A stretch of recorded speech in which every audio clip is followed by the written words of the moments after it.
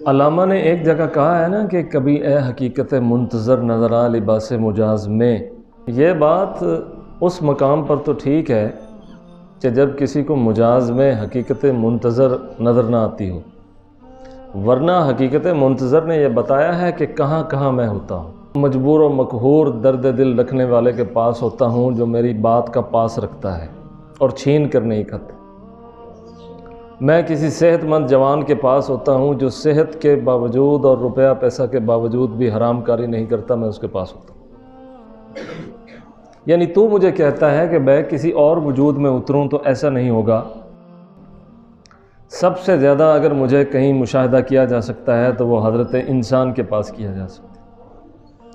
اور یہاں تک فرما دیا کہ اگر کوئی شخص چاہے کہ وہ مجھے دیکھے تو وہ درویش کی آنکھ کو دیکھے کہ میں اس میں سے دیکھتا. اس سے زیادہ میں کہاں ظاہر ہوں گا کہ جتنا ظاہر میں اپنے دوستوں کے پاس ہوتا ہوں ویسا ظاہر میں کہیں نہیں ہوتا. تو یہ جو بات ہے کہ کبھی اے حقیقت منتظر نظر آ لباس مجاز میں، تو یہ اس معنی پر محمول ہے کہ جس کو مجاز کے اندر وہ حقیقت منتظر آشکار نہ ہوئی ہو.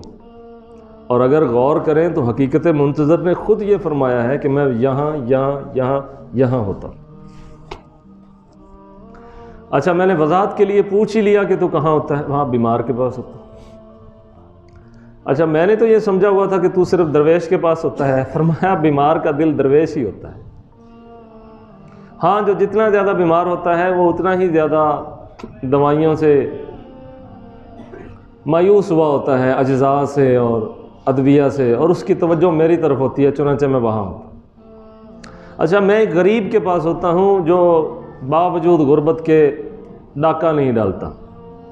اچھا، میں ایک پارسا خاتون کے پاس ہوتا ہوں کہ جو اپنی محرومیوں کے باوجود بھی اپنی عزت نفس کو مجروح نہیں ہونے دیتی. اچھا، میں ایک بے روزگار کے پاس ہوتا ہوں کہ جس کو روزگار کی اشد ضرورت ہوتی ہے، لیکن وہ بھی ادھر ادھر ہاتھ مار کے کسی کا ناجائز نہیں کھاتا. میں کسی بے گھر کرایہ دار کے پاس ہوتا ہوں کہ جس کا گھر نہیں ہوتا اور وہ کسی کے پاس رہ رہا ہوتا ہے، اور اس کے پیش نظر وہ حدیث ہوتی ہے کہ مومن دنیا میں مسافر کی طرح ہوتا ہے. دوپہر کے وقت مسافر ہے تو شام کو اپنے گھر پہنچ جائے گا. چنانچہ میں بہت سے لوگوں کے پاس ہوتا ہوں. اس لیے حقیقت منتظر کو کسی اور وجود میں تلاش کرنے کی بجائے اسے آیات اور احادیث میں تلاش کرو کہ حقیقت منتظر نے کہاں کہاں کیا فرمایا ہے کہ میں یہاں یہاں ہوتا ہوں. قرآن نے کئی جگہ بتائی ہیں کہ خدا وہاں ہوتا ہے. احادیث میں کئی جگہوں کا ذکر ہے میں وہاں ہوتا ہوں. لوگ وہاں نہیں جاتے. اچھا، جب تم کسی مسجد میں آتے ہو تو وہ مسجد میرے لیے بنائی گئی ہے تو میں وہاں ہوتا ہوں. جو چیز میرے لیے ہے میں وہاں ہوتا ہوں. جو میرے لیے وقف کر دی گئی میں وہاں ہوتا ہوں. جسے میرے لیے تعمیر کیا گیا، جسے میرے لیے چھوڑ دیا گیا، میں وہاں ہوتا ہوں. جو بندے میرے لیے ہیں میں ان کے پاس ہوتا ہوں.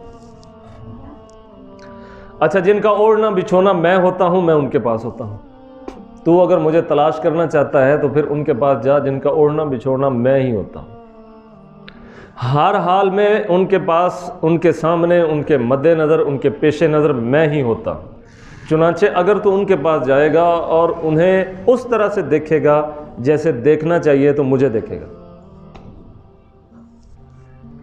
یہ معنی ہے دیکھنے کا، اور یہ معنی ہے حقیقت منتظر کا مجازی لباس کے اندر ظاہر ہونے کا. اور اگر تو نہیں دیکھے گا تو تجھے کچھ بھی نظر نہیں آئے گا. کچھ بھی نظر نہیں ہے. ابو جہل کی اینک لگا کے دیکھے گا تو تجھے حبیب خدا کبھی نظر نہیں آئے گا. کبھی نظر نہیں آئے گا. اگر تو فرعون بن کے دیکھے گا تجھے کلیم اللہ کبھی نظر نہیں آئے گا. کبھی نظر نہیں آئے گا تجھے کلیم اللہ. فَأَرْسَلْنَا عَلَيْهِمُ الطُّوفَانَ وَالْجَرَادَ وَالْقُمَّلَ وَالضَّفَادِعَ. اتنے عذاب بھی اس قوم پر آئیں گے پھر بھی انہیں کلیم اللہ نظر نہیں آئے.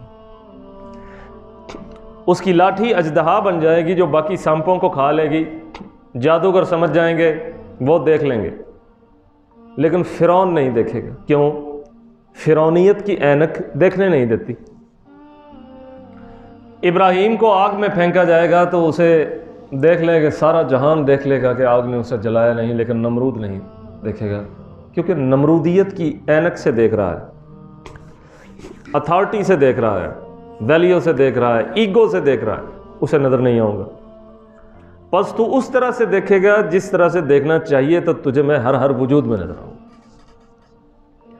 جن لوگوں نے یہ ساری اینکیں اتار دیں اور دیکھا جیسے دیکھنے کا حق تھا یا طریقہ تھا، تو ان کو پھر وہ ہر شے میں نظر آیا، وہ پھر کہنے لگے وفی کل شیء آیا لہو انہ واحد احد صمد، ہر شے میں اس کی نشانی ہے کہ وہ ایک ہے، وہ یکتا ہے، وہ قادر ہے، وہ مقتدر ہے، وہ بااختیار۔ وہ ابن منصور حلاج سے کسی نے کہا کہ تجھے حقیقت منتظر کیسے نظر آتی ہے؟ اس نے کہا پانی پینے لگتا ہوں تو پانی کے اندر تیرتا نظر آتا ہے۔ ہاں، اس نے کہا سورج کو دیکھتا ہوں تو سورج کے اندر چمکتا نظر آتا ہے، چاند کو دیکھتا ہوں، تاروں کو دیکھتا ہوں تو تاروں کے اندر دمکتا نظر آتا ہے، ہوائیں چلتی ہیں تو ہواؤں کے اندر وہ چلتا نظر آتا ہے، بادل برستا ہے تو پانی کی ٹپ ٹپ میں اس آواز میں نظر آتا ہے، پتوں کے چلنے میں، اور اس پوری جہان کو جو کہ ایک رقص میں ہے، اس سارے رقص کے اندر وہ نغمہ سنائی دیتا ہے۔ تیرے کان کیسے ہیں یا تیری آنکھ کیسی ہے جن سے یہ سنائی دیتا ہے اور دکھائی دیتا ہے؟ ہمیں تو نہیں دیتا۔ تو ابن منصور حلاج نے کہا جب تیرے دل پر اس کا شوق غالب آ جائے گا تو پھر تیرا دل خود تیری نگاہ میں اتر آئے گا، وہ تیرے کان میں بھی آ جائے گا اور تیری نظر میں بھی آ جائے گا، پھر تو دل سے سنے گا اور دل سے دیکھے گا، پھر تجھے نظر آئے گا۔ ہاں، تو یہ بات پھر انہوں نے آخر میں کہی کہ اگر لو قدرت علی الاتیان جئتکم سعیا علی الراس ومشیا علی النظر، کہ اگر تو مجھے ایک دفعہ بلائے تو میں ٹانگوں پہ نہیں، میں سر اور آنکھوں پہ دوڑتا ہوا آؤں گا۔